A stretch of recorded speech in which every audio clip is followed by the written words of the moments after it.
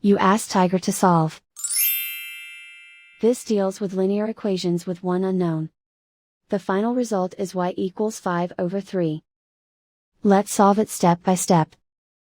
Group all constants on the right side of the equation. Add 40 to both sides. Simplify the arithmetic.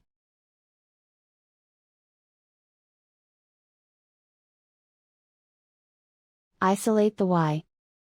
Divide both sides by 24. Simplify the fraction.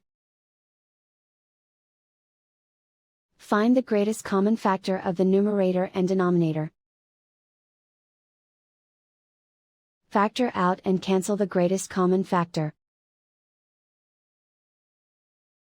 And so the final result is y equals 5/3.